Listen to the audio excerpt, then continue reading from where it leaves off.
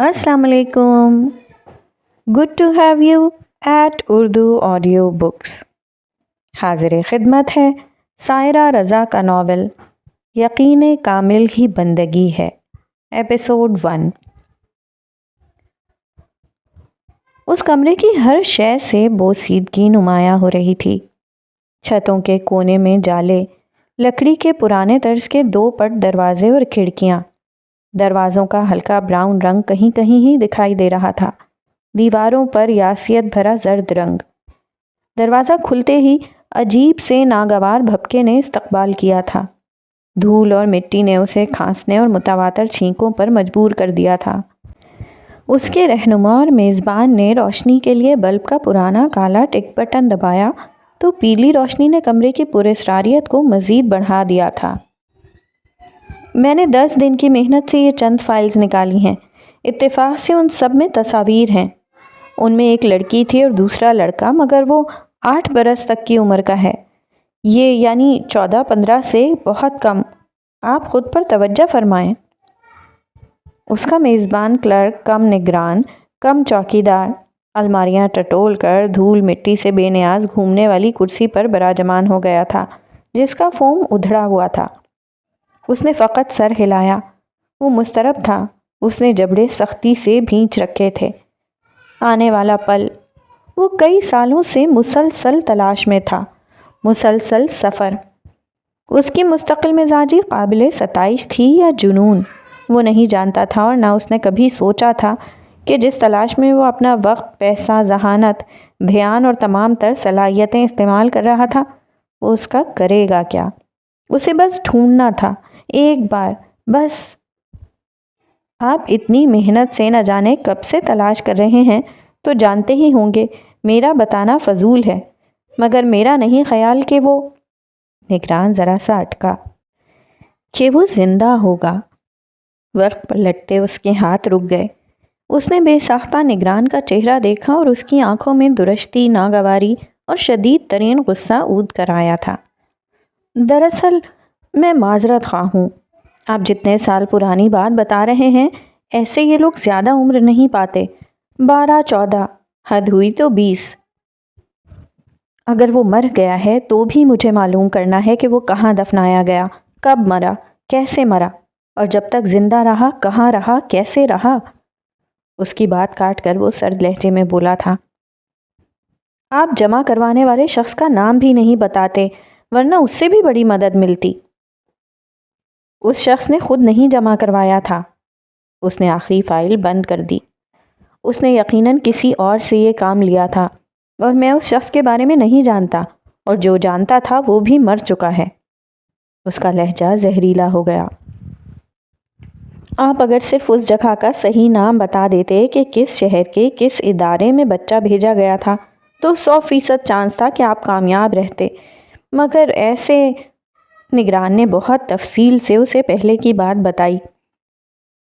वो अपनी जेब से रुमाल निकालकर अब आंखें और नाक साफ कर रहा था। उसकी खूबसूरत सुनहरी आंखें सुर्खी माइल थीं और खड़ी नाक की नोक सुर्ख हो चुकी थी। उसका दराज कद चेहरे की खूबसूरती और वक़ार और मगरूर अबरू मुकाबिल को ज़ेर करते थे। उसे यूं ही ख्याल आया कि वो मर्द होकर इस कदर मुतासिर हो रहा है तो सिनफ़े नाजुक क्या महसूस करती होंगी। अपने ख्याल को झटक कर वो उसकी जानिब मुतवज्जा हुआ, जो अब रुखसत को तैयार था। मैंने आपको लिख कर तो दिया था, शाहकोट में कोई यतीम खाना या ईदी सेंटर या इस तरह की कोई दूसरी चीज़ नहीं थी। हैदराबाद में थी, मगर वो बहुत दूर पड़ता है शाहकोट से। वो उसे सुबह सुबह ले गए थे और दोपहर का खाना वापस आकर खाया था। उनकी गाड़ी 4 बजे शाम को पहुंची थी। इससे साबित हुआ कि वो इसी सर्कल में कहीं छोड़ा गया था। आप कुछ पॉइंट्स तो दें। बच्चे की माँ, अगर कोई और निशानी या। गुफ्तगू के वक्त उसकी आंखों में तासुरात भर गए थे। लफ्ज़ माँ पर ज़ख्मी सी लहर आ रुकी। उसने तेज़ी से कहा, वो इस दुनिया में नहीं है, मैंने बताया था आपको। उसके लहजे में दुरुस्ती सी आई। ओह, इजाज़त। निगरान उसे दरवाजे तक छोड़ने आ गया था। अब उसका चेहरा तासुरात से आरी था। उसे लंबा सफ़र करके वापस लौटना था। आंखों पे गॉगल्स चढ़ाते हुए वो दरवाज़ा खोल चुका था जब निगरान ने उसे नाम से पुकारा। وہ مڑا نہیں مگر رک گیا۔ نگران خود سامنے آ گیا۔ اتنے سال سے اس ویرانے میں رجسٹروں میں اندراج کرتا ہوں۔ یہاں بہت لوگ آتے ہیں، طرح طرح کی وجوہات سے، مطلب سے، مگر میرا اندازہ ہے آپ غرض مند تو ہیں، مگر یہاں تک مشکل اور لمبا سفر آپ نے غرض سے نہیں، درد سے کیا ہے۔ میں پوری کوشش کروں گا۔ نگران کا لہجہ سچائی کا مظہر تھا۔ اس نے مصافحہ کے لیے ہاتھ بڑھا دیا۔ اس نے بھی گرم جوشی سے اپنا ہاتھ آگے کیا اور شکر کیا وہ آنکھوں کو گوگلز میں چھپا چکا تھا، ورنہ غرض۔ اور ہاں، شہر کے اس پوش علاقے کی اس سڑک پر آمنے سامنے بنے بنگلوں کی قطاریں اپنے مکینوں کی خوش ذوقی اور حیثیت کا تعین کرتی تھیں۔ قیمتی پتھر، ٹائلز، بیلکنی اور ان میں سجے آرائشی پھول، قیمتی لکڑی کے منقش دروازے اور سیاہ شیشے والی کھڑکیاں، سب ایک سے بڑھ کر ایک۔ مگر دائیں جانب کا وہ تیسرا گھر سب سے نمایاں اور خوبصورت تھا۔ عمارت کی اہم چیز جو اسے سب سے ممتاز کرتی تھی وہ اس کا ہر جانب سے سبزے میں ڈھکا ہونا تھا۔ لمبے سیدھے درخت ایک قطار میں کھڑے تھے اور ایک ہی قامت کے تھے۔ ہلکی انگوری دیواروں پر گہرے سبز رنگ کی بیلیں لدی پڑی تھیں، باقاعدہ ایک شکل، اور ان گہرے اور ہلکے سبز رنگ کے تناسب کو مجروح نہیں ہونے دیا گیا تھا۔ بیلوں پر لٹکتے پھولوں کے گچھے ایک مستقل خوشبو، اور اگر براؤن مین گیٹ سے چپک کر اندر نگاہ دوڑائی جاتی تو اندر سارا سال بہار اپنے جوبن پر رہتی۔ تراشیدہ گھاس جیسے کسی نے سبز چادر پھیلا رکھی ہو، اور اس پر دنیا جہان کے پھولوں کے پودے، قیمتی اور نایاب رنگ، چھوٹے پھول پتے اور ان سے پھوٹتی انوکھی خوشبوئیں۔ جھکی کمر والا مالی کیاریوں سے ٹوٹے مسلے پتے اکٹھا کر رہا تھا۔ تبھی گھر کا مرکزی منقش لکڑی کا دروازہ کھلا اور مالکن باہر آئی۔ ہاں، اس گھر کے مکین کو ایسا ہی ہونا چاہیے تھا۔ شاید کوئی دوسرا اتنا سج نہ سکتا، کبھی نہیں۔ وہ کافی براؤن رنگ کے ٹراؤزر پر گہرے بسکٹی رنگ کی لمبی سیدھی قمیض میں ملبوس تھیں۔ انہی دو رنگوں کے امتزاج سے بنی پھولوں والی شال دائیں کندھے پر ٹکی تھی۔ اس نے لمبی سانسیں کھینچ کر بارش کے بعد کی خوشبو اور تازہ دھوپ کی خوشبو کو اپنے اندر اتارا۔ ایک آسودگی، طمانینت اور خوشی خوبصورت چہرے پر ناچنے لگی۔ اس کی نگاہیں چار جانب گھومنے لگیں۔ سب کچھ اپنے معمول کے مطابق ہو رہا تھا۔ سامنے کھڑی ایک گاڑی، ہاں، اس کا شوہر وقت کا پابند تھا۔ وہ جا چکا تھا، اور وہ گزری رات عجب تھی۔ وہ کمبل میں چھپی نہ جانے کیا کیا سوچتی رہی۔ بارش کا شور اور بادلوں کی گھن گرج، اس کا دل سہما سا رہا۔ اس نے اپنے شوہر کی سمت دیکھا۔ وہ مکمل طور پر کمبل میں چھپا ہوا تھا۔ صرف ذرا سا ماتھا اور ابرو دکھائی دیتی تھیں۔ ابرو کے کمان، مغرور، مقابل کو احساس کمتری میں مبتلا کر دینے والے۔ وہ کچھ سوچ رہی تھی، اور اس سوچ نے چہرے پر استہزائیہ مسکراہٹ دوڑا دی۔ کوئی شخص اتنی بے فکری سے کیسے سو سکتا ہے؟ اس نے خود سے سوال کیا۔ بادل زور سے گرجے تو ایک فوری خیال کے تحت وہ سرعت سے مگر چاپ پیدا کیے بنا کمبل سرکا کر کھڑی ہو گئی۔ اس نے کمرے سے نکلنے سے پہلے سوچا، جب وہ صبح اس کو کمرے میں نہیں پائے گا تو بہت خفا ہوگا۔ وہ اسے ضرور ڈانٹے گا کہ وہ پھر بیٹے کے کمرے میں سوئی ہے۔ جب وہاں ایک آیا موجود ہے تو وہ کیوں بھاگ بھاگ مامتا جتانے جاتی ہے، بس تھوڑی دیر کے لیے، اس نے سوچا۔ وہ نائٹ بلب کی مدھم روشنی میں دبے قدموں مگر کسی قدر تیزی سے بیٹے کے کمرے میں داخل ہوئی۔ خدشات سے پرے اس کا بیٹا بارش، بادلوں کی گھن گرج سے بے نیاز، گہری پرسکون نیند کے مزے لوٹ رہا تھا۔ اس کی باپ جیسی کمان ابرو، مگر اس کے چہرے پر باپ جیسی بے نیازی اور تنفر نہیں تھا۔ معصومیت، بھول پن اور بے تحاشا خوبصورت چہرہ۔ اس کے دل میں خواہش ابھری کہ وہ اس کے پھولے گالوں کو چوم ڈالے، مگر نیند خراب ہونے کا اندیشہ۔ آیا کمرے میں گیند بنی سو رہی تھی۔ اس نے چہار اطراف نظر دوڑائی۔ اس کمرے میں دنیا کے ہر خطے سے لائی گئی اشیاء موجود تھیں، بے حد قیمتی اشیاء۔ اس کے بیٹے سے بڑھ کر تو نہیں۔ اس کی نگاہ ایک بار پھر بیٹے پر ٹکی، اور اس بار وہ خود کو روک نہیں پائی۔ بہت غیر محسوس طریقے سے اس کے کمبل کا کونا اٹھا کر وہ چپکے سے اندر گھس گئی۔ اس نے آہستگی سے اس کے گرد بازو رکھ دیا۔ بچہ گہری نیند میں تھا، مگر اس نے اسی عالم میں اپنا بازو اس کے چہرے سے مس کر کے غالباً اسے محسوس کیا۔ یہ بے ساختہ التفات۔ اس نے بچے کا ہاتھ ہونٹوں سے لگا کر بے آواز بوسہ لیا۔ گھڑی 3:15 بجا رہی تھی جب وہ گہری نیند میں چلی گئی، اور اب صبح 10 بجے آنکھ کھلی۔ ایسی بے خبری کی گہری پرسکون نیند۔ وہ ہلکی پھلکی سی بے حد فریش ایک اجلی صبح سے لطف اندوز ہونے لان میں آ گئی۔ اسے ابھی نہا کر کپڑے بدلنے تھے، مگر بچے کو بھوک لگی تھی۔ آیا اسے تیار کروا کر لا رہی تھی۔ وہ خانسامہ کو ناشتہ باہر ہی لانے کا کہہ آئی تھی۔ منقش دروازہ واہ ہوا۔ آیا اس کے بیٹے کی چیئر گھسیٹتی باہر نکل رہی تھی۔ تم جاؤ فریش ہو کر ناشتہ وغیرہ کرو، اور یہ گیلے کپڑے چینج کرو، ٹھنڈ لگ جائے گی، اسے میں خود ناشتہ کروا دوں گی۔ اس نے چیئر تھام لی۔ آیا اس کے بیٹے کو نہلانے اور کپڑے بدلوانے میں خوب ہلکان ہوتی تھی اور بھیگ جاتی تھی۔ اس کے حکم پر مسکراتی نگاہوں سے پلٹ گئی۔ خانسامہ نے تپائی پر ناشتہ چن دیا۔ آملیٹ، شہد، بریڈ اور چائے، گرم گرم دھواں اڑاتا نوڈلز کا پیالہ، ابلے انڈے اور چکن اسپریڈ، دودھ کا گلاس اور جوس۔ اس کا بیٹا کچھ بھی مانگ سکتا تھا، اور بوائل ایگ بھی۔ اس نے پلیٹ آگے کی۔ انڈے صفائی سے کٹے تھے اور ان پر غیر محسوس سا نمک کالی مرچ چھڑکا ہوا تھا۔ نا، اس کے بیٹے کو بوائل ایگ پسند تھا، مگر وہ چیئر پر ہاتھ مارتا اپنی ناگواری بتا رہا تھا۔ وہ ٹھٹک کر رک گئی۔ ارے، اسے دھیان آیا، انڈے کاٹ کیوں دیے؟ کوئی ثابت بوائل ایگ ہے تو فوراً لاؤ اور یہ لے جاؤ، اور ثابت گرم مسالے کا ڈبہ بھی لانا۔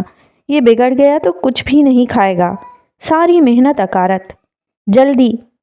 ملازمہ انڈیا سمجھ گئی، سر پٹ دوڑی۔ ہاں بابا، بس ابھی 2 منٹ، ابھی ہمٹی ڈمٹی بنائیں گے۔ بچہ سر ہلا ہلا کر اپنی خوشی بتانے لگا، پھر یکدم رک کر آنے والی ملازمہ کو دیکھنے لگا۔ ہاتھ میں ثابت ابلے انڈے تھے۔ وہ نظم گانا چھوڑ کر کرسی پر بیٹھ گئی۔ اس نے انڈے کو لمبائی رخ درمیان سے کاٹا، گرم مسالے کے ڈبے سے 2 کالی مرچ نکال کر آنکھیں بنائیں، لونگ ناک کی جگہ لمبی سی گاڑ دی، کیچپ میں الٹا چمچ ڈبو کر نکالا اور ہونٹوں کا نشان بنا دیا۔ ہمٹی ڈمٹی کی گول مٹول بڑے سر والی شکل تیار تھی۔ اس کے بیٹے نے سرشار ہو کر تالی پیٹی۔ وہ خوشی سے لوٹ پوٹ ہو گیا تھا۔ اسے کھانا کھلانا مشکل کام تھا۔ اس کام کے لیے آیا تھی، مگر وہ اپنی بے پناہ مصروفیات کے باوجود ایک وقت کا کھانا اسے اپنے ہاتھ سے ضرور کھلاتی تھی۔ اپنے بچے کو کھانا کھاتا دیکھنا، بڑھتا دیکھنا کتنا خوبصورت ہوتا ہے نا؟ اس کا ناشتہ ٹھنڈا ہو چکا تھا، مگر وہ مگن تھی۔ وہ ایک چمچ بیٹے کے منہ میں دیتی، ایک ہمٹی ڈمٹی کے ہونٹوں سے لگاتی۔ بعض اوقات بیٹے کے اشارے پر اسے اپنے منہ میں ہی ایک چمچ ڈالنا پڑتا تھا۔ ایسی منصفانہ تقسیم پر بچہ خوشی سے ہنستا تو وہ سحرزدہ سی اسے دیکھتی رہ جاتی۔ مائیں بچوں کو ایسے ہی لاڈ پچکار اور بہانوں سے کھلاتی پلاتی ہیں، لیکن اگر بچہ اون جیسا ہو تو گورا چٹا، تندرست و توانا، مغرور ابرو، اٹھی ناک کے ساتھ خوبصورت معصوم بے ریا آنکھیں، ہلکی نیلی جینز اور پیروں میں جاگرز۔ وہ اپنی عمر کے بچوں سے بڑا دکھائی دیتا تھا، مگر پھر بھی ماں کے ہاتھ سے کھانا کھاتا تھا۔ وہ 7 برس کا تھا۔ پھر ایسے کیوں؟ ہاں، وہ چیئر پر بیٹھا تھا، مگر وہ ویل چیئر تھی۔ اس کی خوبصورت آنکھوں پر اتنے موٹے شیشے کا چشمہ تھا کہ ان سے آنکھیں یوں چھلکتی گویا ابلی پڑی ہوں۔ اس کی ساری صحت بس گوشت کے ڈھیر کی صورت تھی، ورنہ اگر بات توانائی کی کرتے تو وہ اپنا ہاتھ اپنے سر تک بھی بلند نہیں کر سکتا تھا۔ اس کی گردن عام طور پر دائیں بائیں ڈھلکی رہتی۔ ہاں، کھانا کھلاتے وقت اسے ویل چیئر کے بنائے ہوئے ہیڈ سپورٹ سے ٹھہرا دیا جاتا۔ یہ ویل چیئر اس کی ضروریات کے حساب سے آرڈر پر ڈالرز میں رقم ادا کر کے امریکہ سے بنوائی گئی ہے۔ اس کی آنکھوں سے اکثر پانی بہتا رہتا ہے اور منہ سے رال۔ اس کے کانوں میں آلہ سماعت لگا ہے۔ وہ چند لفظوں کے علاوہ بولنا نہیں جانتا۔ نا، ہاں، چہرے پہچانتا ہے، آیا کا چہرہ، باپ کا چہرہ، مگر وہ باپ سے گھبراتا ہے اور اس کی موجودگی میں سراسیمہ ہو جاتا ہے، اور وہ اپنی مچھلیوں میں خوش رہتا ہے اور پرندوں کے پنجروں کے پاس اور خرگوش اور بطخیں اور ہرن کا بچہ، اور سب سے پسندیدہ ماں کا چہرہ۔ اس نے یکدم اپنے ٹیڑھے میڑھے دانت سخت سے بھینچ کر ہونٹ آپس میں پیوست کر دیے اور آنکھیں موند لیں۔ ماں کے ہاتھ رک گئے، اس کا پیٹ بھر گیا، اب وہ اور کچھ نہ کھائے گا۔ یہ سب لے جاؤ، وہ ملازمہ سے مخاطب ہوئی۔ آپ نے ناشتہ نہیں کیا بی بی؟ ملازمہ نے یاد دلایا۔ میں کر لوں گی، تم دیکھ رہی ہو نا، اب اون پرندے دیکھنے پیچھے جائے گا، تم بس میرے لیے ایک گرم کپ چائے لے آؤ، ہم پیچھے ہیں۔ وہ گھٹنے پر ہاتھ رکھ کر کھڑی ہو گئی، ٹیشو پیپر سے اپنے ہاتھ پہنچے اور اون کا چہرہ تولیے سے رگڑنے کے بعد چوم لیا، پھر اپنا گال اس کے ہونٹوں سے جوڑا کہ وہ بھی چوم لے۔ بہت مزہ آیا، اس نے بیٹے کو بتایا۔ برتن سمیٹتی ملازمہ نے پل بھر کو رک کر بہترین ناشتے کے لوازمات کو دیکھا۔ اس کی مالکن اکثر بیٹے کو کھلانے کے چکر میں بھوکی ہی رہ جاتی تھی۔ سفینہ میڈم کہاں ہیں؟ سر کا فون آ رہا ہے۔ آیا پھولے سانسوں کے ساتھ باہر آئی۔ وہ شاید آدھے گھنٹے سے کال کر رہے ہیں، یہ دیکھو 17 مسڈ کال۔ تو تم اٹینڈ کر لیتی؟ سفینہ نے کہا۔ کر لیا اٹینڈ، کسی پارٹی میں جانے کے لیے تیار ہونے کا کہہ رہے ہیں۔ تم نے یہ تو نہ کہا کہ وہ اون بابا کو ناشتہ کروا رہی ہیں؟ سفینہ نے گھبرا کر پوچھا۔ لو، میں کوئی پاگل ہوں؟ کہہ دیا نہا رہی ہیں۔ آیا بھی بیچ کی بات سے خوب واقف تھی۔ ملازمہ سفینہ چہرے پر تعسف اور کسی قدر غصے کے تاثرات لیے تپائی سے برتن اٹھا اٹھا کر ٹرالی میں رکھ رہی تھی۔ سفینہ، کیا بیگم صاحبہ تیار ہیں؟ کپڑوں کے ڈھیر کو الٹ پلٹ کرتی سفینہ آواز پر بری طرح چونکی۔ ہاں، نو، یس سر۔ وہ گڑبڑائی۔ میرے لیے ایک کپ چائے منگوا دیں اور اپنی میم سے کہیں ہم لیٹ ہو رہے ہیں۔ سفینہ تیزی سے کامن روم سے نکلی، کچن میں خانسامہ کو چائے کا کہا اور پھر گو مگو کیفیت میں وہیں کھڑی رہی۔ کیا ہوا سفینہ، ایسے کیوں کھڑی ہیں؟ بہت بڑا مسئلہ ہو گیا ہے عبدالسلام، وہ اپنی ہتھیلیاں مسل رہی تھی۔ میڈم کو آج سر کے ساتھ ایک بڑی پارٹی میں جانا تھا، صبح ہی ڈرائیور سب کپڑے وغیرہ دے گیا تھا۔ میڈم نماز جمعہ کے بعد نماز حاجت پڑھ کے وظیفہ پڑھنے لگیں، مجھے بھی دھیان نہ رہا اور سر آ گئے ہیں انہیں لینے، اب میں کیا کروں؟ وہ بری طرح گھبرائی ہوئی تھی۔ تو تم میڈم کو آواز دے دو، چائے پینے تک وہ ریڈی ہو جائیں گی۔ ایسے کیسے آواز دے دوں؟ وظیفے بڑے جلالی ہوتے ہیں، بیچ میں چھوڑے نہیں جا سکتے اور نہ ہی درمیان میں پکارنا چاہیے، الٹا اثر ہو جاتا ہے۔ سہمے ہوئے لہجے میں جھرجھری لے کر بولی۔ میں 5 منٹ میں تیار ہو جاؤں گی سفینہ، تم اتنی پریشان مت ہو۔ نرمی سے اس کے شانے کو چھوتے ہوئے میڈم نے ملائم لہجے میں کہا۔ وہ چونک کر مڑی اور پھر شرمندہ ہو گئی۔ آئی ایم سوری میم، اس نے پلکیں اٹھائیں اور اس بار بری طرح اچھلی۔ میڈم 5 منٹ میں تیار ہو جاتی، مگر اتنے سوجے پپوٹے، سرخ ناک، مسلسل رونے سے چہرہ تک سوجا سوجا تھا اور آواز بھاری۔ آپ کا چہرہ میم، میک اپ سے سب چھپ جاتا ہے۔ اس نے پانی کا گلاس ہونٹوں سے لگایا۔ غلط فہمی ہے تمہاری کہ سب چھپ جائے گا۔ وہ قب سے ابھرتی قراتی آواز۔ سفینہ بلا ارادہ کچھ پیچھے سرکی۔ میں 10 روز سے کہہ رہا تھا کہ ہمیں آج جانا ہے، ہمیں، مسٹر اینڈ مسز۔ صاحب نے درشتی سے میم کا بازو پکڑا اور جھٹکا دے کر جملہ اور بازو ایک ساتھ چھوڑ دیے۔ میم بری طرح لہرا گئیں، پھر وہ سفینہ کی سمت گھوما۔ ایسا نہیں ہے کہ آپ کی میڈم کوئی جاہل کم عقل عورت ہیں اور انہیں اپ ٹو ڈیٹ رکھنے کے لیے میں نے ایک اسٹائلسٹ کو نوکری دی ہے۔ میں نے آپ کو اس لیے رکھا تھا کہ آپ انہیں یاد رکھوائیں کہ کیا کرنا ہے اور کیسے کرنا ہے۔ وہ قرایا۔ سر، میں نے کہا تھا سر، وہ میم وظیفہ، آئی ایم سوری۔ وہ کانپ رہی تھی۔ وظیفہ؟ وہ چلایا۔ تم کرتی رہو اپنے وظیفے۔ اس نے تیزی سے نمبر گھمایا۔ سفینہ نے ٹھنڈی سانس لی اور جان گئی کہ صاحب کہاں کا نمبر ملا رہے ہیں۔ ہاں، میں بول رہا ہوں۔ کیا تم 10 منٹ میں تیار ہو سکتی ہو؟ میں پہنچ رہا ہوں۔ وہ کسی کو تفصیل سمجھاتے ہوئے پیر پٹکتا باہر نکل گیا۔ جب سب کہہ کر تھک گئے، کیا اپنے کیا پرائے، دوست دشمن سب، تب مانا نہیں، اور جب سب پیچھے ہٹ گئے تو موصوف گھوڑی چڑھ گئے۔ خیر، مرد کی عمر کون دیکھتا ہے، وہ تو پھر 40 کا ہی تھا، مگر اس کی بیٹی 15 برس کی ہو گئی تھی۔ میں تو بھیا گئی نہیں، مگر دیکھنے والوں نے بتایا وہ معصوم بابا کی بارات میں یوں شریک تھی جیسے لاڈوں پالے بھیا کی گھوڑی کی باغ تھامتے چل رہی ہو۔ اب کراچی لاہور کا فاصلہ دیکھو تم، پھر بھانجے کی دوسری شادی۔ لیکن میرے دل کو ارمان چڑھ ہی گیا کہ دیکھوں تو سجاد میاں کس کارن مانے، اور دوسرے سوتیلی اماں بیٹا کے ساتھ کیسی ہیں۔ راوی تو بس چین ہی چین لکھتا تھا، پر تم بتاؤ آج کل تو راوی کی رائے کے ملتے ہیں یا نہیں؟ رابعہ خاتون پلاسٹک کے ڈونگے میں مٹر نکال کر ڈالتی جا رہی تھیں۔ ان کے ہاتھ اور زبان تواتر سے چل رہے تھے۔ پل بھر کو ہاتھ اور زبان روک کر اپنی سامع شمسہ بیگم سے تصدیق چاہی۔ شمسہ بیگم مہارت سے کریشیا سے کچھ بن رہی تھیں۔ وہ سارا سال کچھ نہ کچھ بنتی ہی رہتی تھیں۔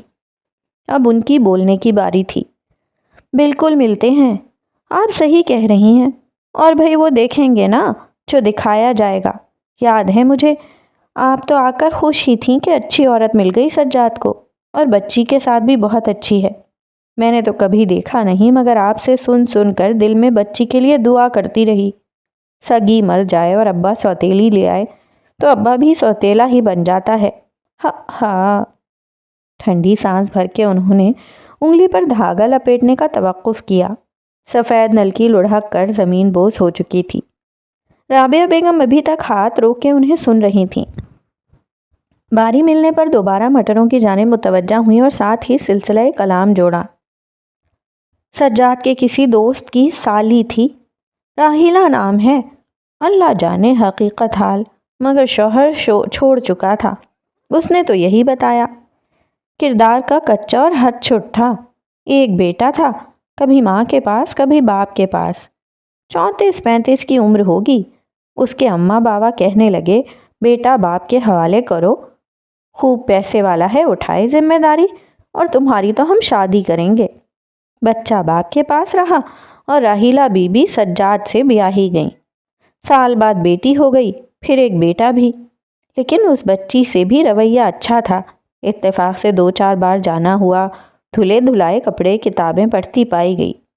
چھوٹے بہن بھائیوں کو بڑے لاڈ سے سنبھالتی، منہ سر چوم کر رکھتی۔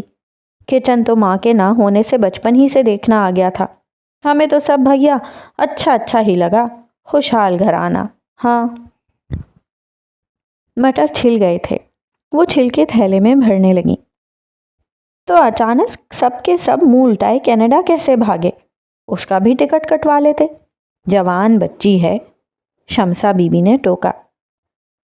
یا تو جوان کہیے یا بچی، جوان ہے تو بچی کیسے کہہ سکتے ہیں، اور بچی ہے تو جوان کیوں کہا؟ ادینہ ڈوئی ہاتھ میں لیے کچن سے برآمد ہوئی۔ ڈوئی میں مسالہ تھا، وہ رابعہ خاتون کو نمک چکھانا چاہتی تھی۔ اس کا چہرہ کچن کی گرمی کے باعث، کچھ خفگی کے باعث اور کچھ حسب عادت سرخ اور سوجا روٹھا سا تھا۔ دعوت کا کھانا بننا ہے صاحبزادی، اسپتال نہیں بھیجنی بریانی۔ 1 چمچ مرچ اور آدھا نمک کا ڈال، اور گرم مسالہ کٹا ہوا بھی ڈال دینا۔ بس جملے پکڑنے ہی آتے ہیں، اپنی ہانڈی کے نقص پکڑنے نہ آئے۔ سسرال میں ساس کی ناک کے آگے بھی ڈوئی لگا دینا کہ اماں چکھو۔ رابعہ خاتون نے خفگی سے کہا، میں ایسی کسی سسرال میں جانے والی ہی نہیں جہاں مجھے ڈوئی پکڑا دی جائے۔ ادینہ نے انہی کے انداز میں کہہ کر پیر پٹکے۔ اے بی بی، سسرال اور ڈوئی کا چولی دامن کا ساتھ ہے، تمہارے ہاتھ میں نہیں ہوگی تو ساس کے ہاتھ میں ہوگی، مگر اس نے بھی اس وقت اسے ہنڈیا میں نہیں گھمانا، تمہارے پیروں ہی میں توڑے گی۔ نکمی بہو کو کون بٹھا کر کھلاتا ہے؟ اماں بابا تو ہیں نہیں عدم سدھارے، تم دادا دادی کے چونڈے میں راکھ ڈلوا لینا۔ ہاں۔ رابعہ بیگم کو غصہ اپنے بھانجے سجاد اور اس کی دوسری بیوی راحیلہ پر تھا، جو مسلسل بول بول کر ہلکا کر رہی تھی۔ ادینہ کے بھی لتے لے لیے۔ ادینہ کا مانو دماغ گھوما، مگر اس کے کھلتے لبوں پر رابعہ بیگم کی نگاہ تھی تو فوراً ٹوک دیا، اب خبردار جو کوئی الٹا سیدھا بولیں تو جا کر مسالہ ڈال دو ورنہ پھر کچاند رہے گی، صبح سے ایک کھانا تیار نہیں کر سکیں، ہاں باتیں کروا لو، آنے والے تو بھوک کا شور مچاتے آئیں گے نا۔ جہاز میں بھی تو کھانا ملتا ہے، لاہور کون سا دور ہے، جہاز میں اپنے گھر سے ناشتہ کر کے ہی نکلی ہوگی، آپ بچی کو بولائے دے رہی ہیں، آ جائے گا، سب وقت رہے۔ شمسہ بیگم نے کچن کی کھڑکی سے نظر آتے ادینہ کے چہرے کو دیکھا۔ جھنجھلاہٹ، غصہ اور ناراضگی کے گہرے تاثر نے بھی خوبصورتی پر اثر نہیں ڈالا تھا۔ وہ اس روپ میں بھی ہونٹوں پر مسکراہٹ لا دیتی تھی۔ حسن ہر عالم میں حسن ہی تھا۔ وہ تو کھا پی کر آئے گی، مجھے کب ہو رہی ہے اس کی فکر، آپ کے بھائی صاحب بھول گئی انہیں؟ 2 گھنٹے میں تو ایئرپورٹ پہنچے ہوں گے، پھر جہاز آنے اور وہ نکلے گی، پھر واپسی کے 2 گھنٹے، اور اگر شو میں یہ قسمت ٹریفک جیم تو بس اللہ ہی حافظ، مجھے تو بس ان کی فکر ہے۔ رابعہ بیگم کی حقیقت بیانی پر شمسہ بیگم کے ہونٹوں پر مسکراہٹ دوڑ گئی۔ رابعہ خاتون مٹر فریج میں اور چھلکے کوڑے دان میں ڈالنے کو کھڑی ہوئیں، ساتھ ہی کچن کی کھڑکی سے اندر جھانکا۔ دوسرے چولہے پر یخنی میں گاجریں، مٹر، ہری پیاز اور شملہ مرچ دم پر رکھی تھیں۔ اب یہ کس لیے؟ وہ اچنبھے سے ادینہ کی صورت دیکھنے لگیں۔ میرے لیے؟ کیا میں کچھ نہ کھاؤں گی؟ وہ بھرپور ناراضگی سے بولی۔ تو یہ اتنا سب جو بن رہا ہے اس میں کچھ نہیں تمہارے لیے؟ بریانی، چکن کڑھائی، گاجر کا حلوہ، نان اور سلاد وغیرہ؟ میں نہیں کھاتی اتنے آئلی ہیوی چیزیں، ساری اسکن سے تیل کے چشمے پھوٹ پڑتے ہیں اور دانے الگ۔ ارے میرے مالک! رابعہ خاتون کے پاس کوئی جواب نہ رہا، ڈھکن اٹھا کر خود چیک کرنے لگیں۔ ادینہ انہیں مگن پا کر دبے قدموں باہر نکل آئی۔ رابعہ خاتون اب کام مکمل کر کے ہی باہر آتی۔ ادینہ، ارے ادینہ بچی، سنتی ہو؟ ذرا جلدی سے آؤ تو، 2 روٹیاں ڈال دو، فون آیا ہے تمہارے دادا کا، 15-20 منٹ میں پہنچنے کو ہیں۔ رابعہ خاتون نے ریسیور رکھتے ہی ہانک لگائی۔ اب روٹی کس لیے؟ نان منگوائے تو ہیں نا؟ وہ انکار آمیز اچنبھے سے چلائی۔ ارے بی بی خدا کی بندی، انجانے کو تو کتھا سناؤں اور جان بوجھ کر مزہ لینے والے کے لیے کیا کروں؟ چاول سے بھوک نہیں اترے گی، اوپر سے شوگر، اور نان ہضم ہوتے کب ہیں تمہارے دادا کو؟ خود سے تو خیال کیا آئے گا، بتانے پر بھی حجت۔ رابعہ خاتون کی جان ہی جل گئی۔ اتنی تمہید! اف! ادینہ نے نزاکت سے اپنی پیشانی پر ہاتھ مارا۔ تو پہلے ہی کہہ دیتی، میں ڈال لیتی، اب تو میں تیار ہو کر آ گئی ہوں۔ تو جو تیار ہو کر آتے ہیں کام سے رخصت لے لیتے ہیں، کھاتے پیتے نہیں؟ 2 روٹیاں ڈالنے میں کتنا وقت لگے گا؟ بوڑھی دادی پر رحم کر لے بچی۔ رابعہ خاتون عاجز آ گئیں۔ ادینہ کے لیے کوئی راہ نہیں تھی۔ منہ تو پکا رکھا مگر دل میں خود کو کوسا۔ پتا تو تھا دادا جان کے لیے روٹی ڈلے گی تو خود ہی سے ہاٹ پاٹ میں رکھ دیتی، مگر اس وقت اسے اپنے بناؤ سنگھار کی فکر تھی کہ کہیں مہمان کی آمد پر ایسی ویسی نظر نہ آئے، سو بھاگی اور جی جان سے تیار ہو کر آئی۔ اس نے توا رکھتے ہوئے اپنا ناقدانہ جائزہ لیا۔ لہریے دار بالوں کو آدھا کلپ میں جکڑا، آدھا کھلا چھوڑا۔ وہ بے فکر تھی۔ اس کے براؤن بالوں میں سنہری سٹریکنگ کی دھاریاں تھیں۔ گلابی بے حد گداز سراپے پر آدھے بازو کی تنگ اونچی قمیض کے ہمراہ بوتل کٹ شلوار سفید گرے سرخ رنگ کی تھی۔ پیروں میں سرخ اونی سلیپر۔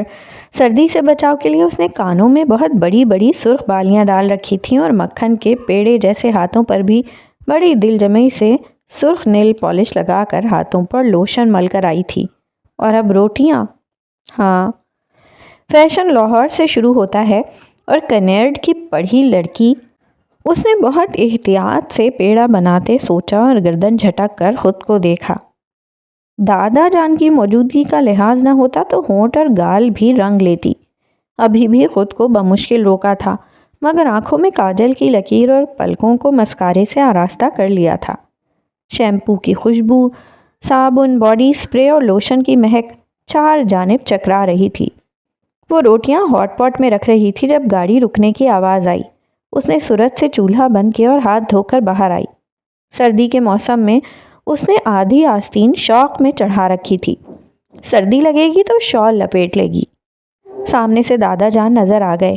وہ وہیں رک کر جائزہ لینے لگی۔ ایک بیگ، ایک چھوٹا بیگ، پتہ نہیں کتنے عرصے رہے گی۔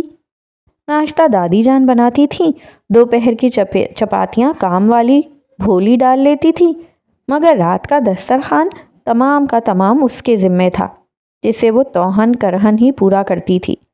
اب مزید ذمہ داری۔ پہلی ہی روٹی ڈالنا اتنا مشکل ہے، اب اور روٹیاں۔ اور یہ پنجاب کے لوگ روٹی بھی زیادہ کھاتے ہیں۔ سامان اتنا زیادہ ہے، کیا یہ ہمیشہ کے لیے رہنے آ گئی؟ ہائے اللہ نہ کرے۔ اس نے دہل کر سوچا، اب نظر بھی آ جائے کہاں رہ گئی۔ اف! دادا جان تخت پر ڈھہ سے گئے۔ تھک گیا بیگم۔ بیگم چونکہ متوجہ نہیں تھی، سو اونچی آواز میں عظیم خان بولے، ہاں جی، جہاز کے آگے جتے ہوں گے۔ رابعہ خاتون کی ساری توجہ دروازے پر تھی۔ پانی! دادا جان نے پکارا تھا۔ وہ جگ لیے تیزی سے نکلی اور تبھی مہمان اندر داخل ہوئی۔ ادینہ جہاں کی تہاں رہ گئی۔ اس نے بہت کچھ سوچ رکھا تھا، مگر سب الٹ ہو گیا۔ بن ماں کی بچی، سوتیلی ماں، اور اب باپ بھی اپنے بیوی بچوں کے پیچھے کینیڈا چلا گیا۔ وہ اسے بلوائے گا۔ سوتیلی ماں کو اس کے والد نے اسپانسر کیا تھا۔ وہ آدھا کانا قصہ خوب غصے سے اتنی بار سنا چکی تھی کہ ہر ایک کو ازبر ہو گیا تھا۔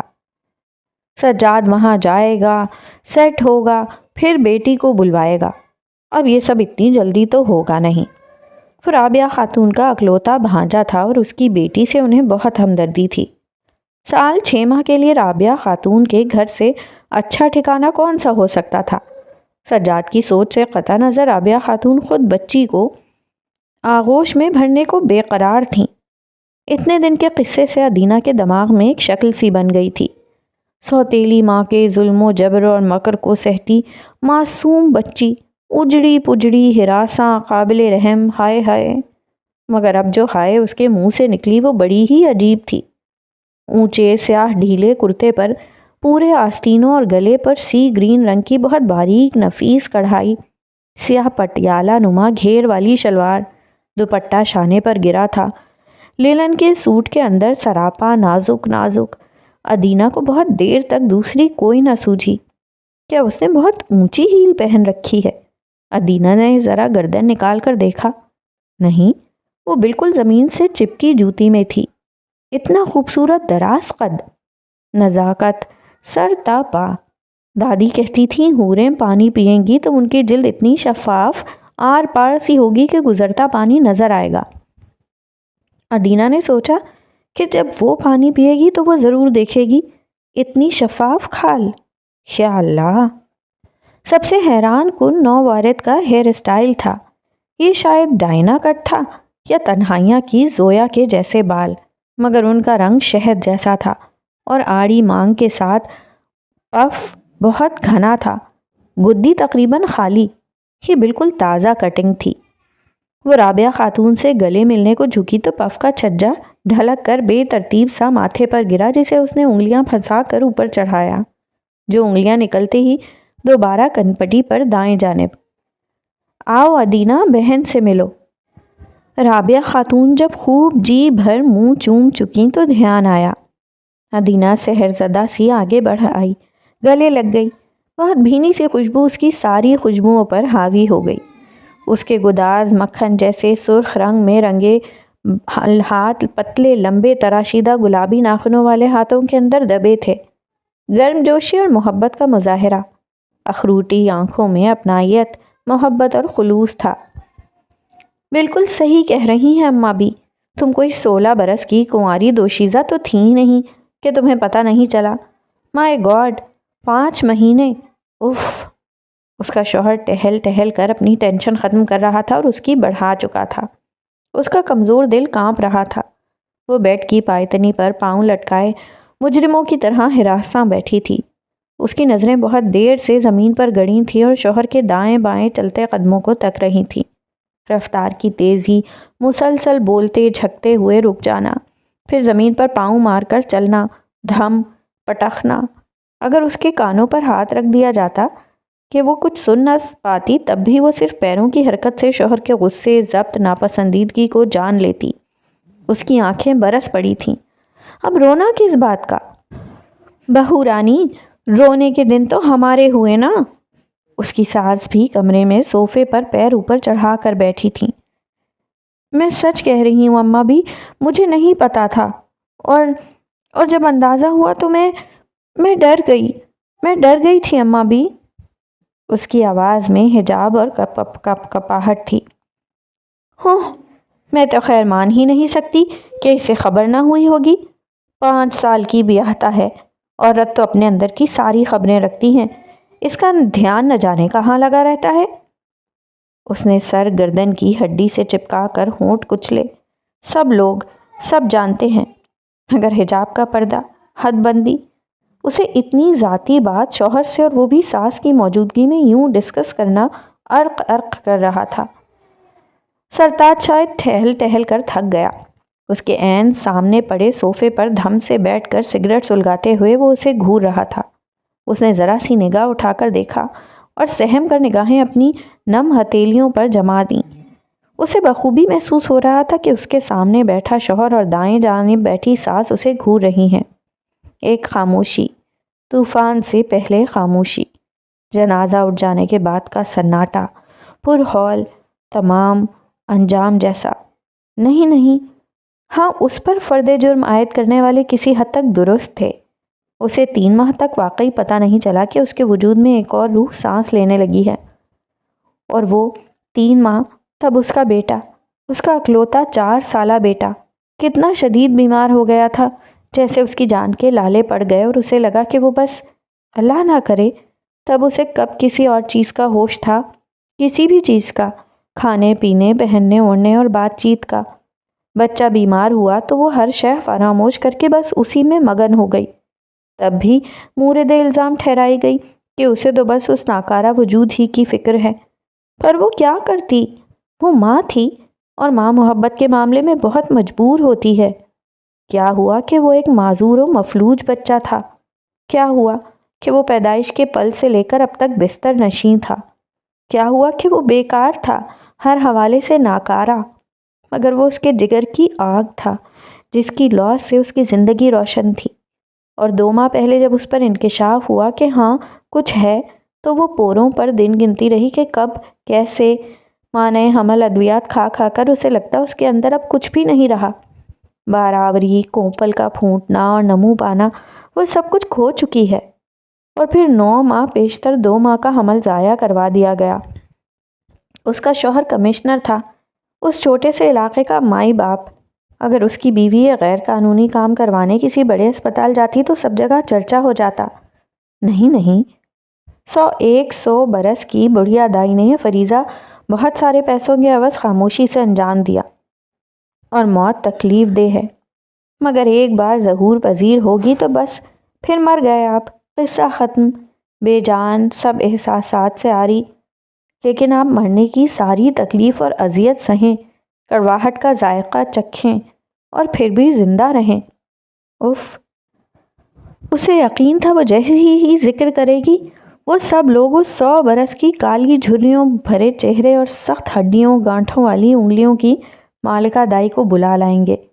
اس نے 3 ماہ بے خبری کے عالم میں مزے سے گزار دیے تھے، اور 2 ماہ کشمکش میں، مگر یہ چیز چھپائی نہیں جا سکتی تھی، اور اس کے خدشات مجسم ہو کر سامنے آ گئے تھے۔ وہاں چال ہی آ گیا نا۔ میں نے کیا بیگار کیمپ کھول رکھا ہے، یا میں معذوروں اور فقیروں کا ٹھیکیدار ہوں اور لولے لنگڑے سپلائی کرتا ہوں؟ اس کے شوہر کے لہجے میں فرعونیت تھی، بڑے جاہو جلال والا فرعون۔ غرقاب ہو گیا، مگر یہ چھوٹے موٹے گلی کوچے کے فرعون نہ سامنے آتے ہیں، نہ دعویٰ کرتے ہیں، اور نہ ہی غرق ہوتے ہیں۔ استغفر اللہ، اس نے توبہ کی۔ وہ اگلا جملہ سوچ چکی تھی کہ کیا ہوگا۔ آپ بلوائیں سچی دائی کو فوراً۔ وہ حتمی فیصلہ کر کے کھڑا ہو چکا تھا۔ نہیں، وہ سہم کر کھڑے ہوتے ہوئے لڑکھڑا کر گری۔ میں نے بہت دعائیں کی ہیں۔ وہ شوہر کے قریب جا کر کھڑی ہوئی۔ یقین کریں اماں بھی، نفلی روزے رکھے ہیں اور منتیں مانی ہیں۔ انشاءاللہ اب ایسا نہیں ہوگا اماں، اسے نہ بلوائیں اماں۔ وہ ساس کے پیروں کے پاس بیٹھی، پھر تڑپ کر دوبارہ شوہر کے قریب پہنچی۔ فیصلہ وہی ہے مریم جو میں 4 سال پہلے کر چکا ہوں، اس میں کوئی رد و بدل نہیں۔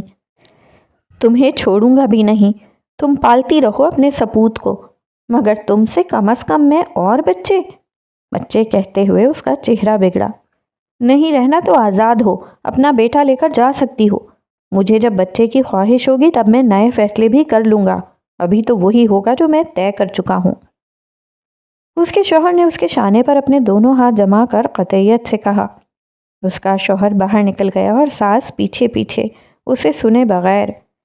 وہ کہنا چاہتی تھی کہ وہ موت کے مترادف اس پل کو نہیں سہار سکتی، وہ اپنا بچہ نہیں کھو سکتی۔ اسے یقین ہے اللہ تعالیٰ اسے مایوس نہیں کرے گا۔ اس نے اللہ کی دی پچھلی نعمت پر بھی ناشکری اور کیوں کا لفظ نہیں کہا تھا۔ وہ پوری تندہی سے اس ذمہ داری کو نبھانے لگی تھی جو اللہ نے اسے دی تھی۔ اللہ کو اطاعت اور شکر گزاری پسند ہے اور وہ اس کا بدل دیتا ہے۔ اس نے بدل میں ایک صحت مند بچہ مانگا تھا اور اس کا دل کہتا تھا کہ اللہ اسے ضرور دے گا۔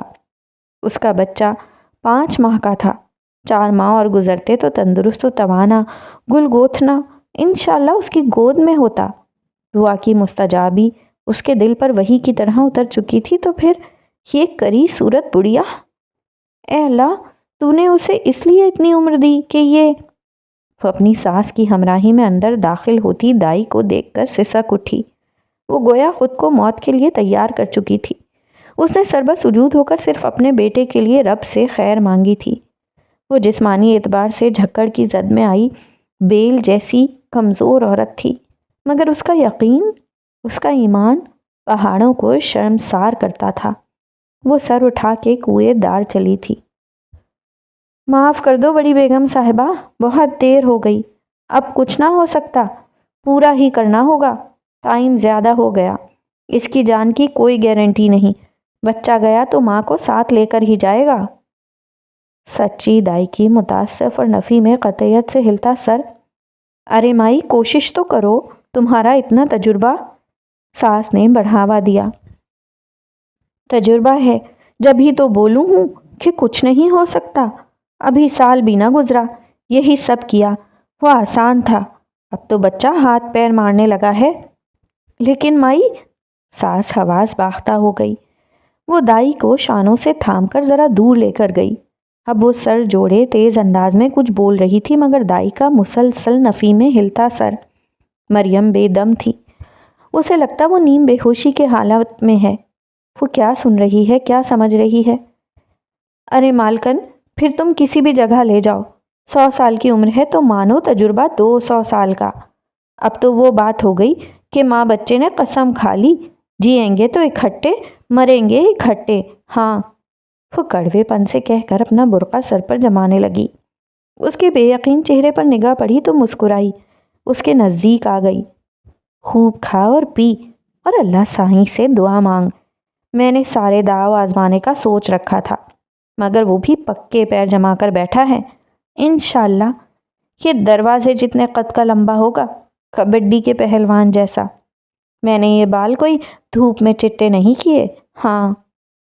ساس کا چہرہ لٹھے کی طرح سفید ہو گیا تھا۔ ایک اور معذور۔ ہاں، مریم پر شادی مرگ طاری ہو گئی۔ اس کا بچہ اس کے پاس تھا۔ اس نے اپنے پیٹ پر نرمی سے ہاتھ رکھا۔ ہاتھ پیر مارنے لگا ہے، پکے پیر جما کر بیٹھا ہے۔ اس کے کانوں میں انہی 2 جملوں کی گردان تھی۔ ہاں اللہ اس بار اسے مکمل صحت مند بچہ دے گا۔ اس نے باہر نکلتی سچی دائی کو دیکھا۔ اسے ہمیشہ اس کا چہرہ کہانیوں کی جادوگرنی جیسا لگتا تھا، جھاڑو پر سواری کرتی اڑتی ڈائن جیسا۔ مگر چہرے کبھی برے نہیں ہوتے، سیاہ یا بد شکل، اعمال ان کو روشن اور تاریک بناتے ہیں۔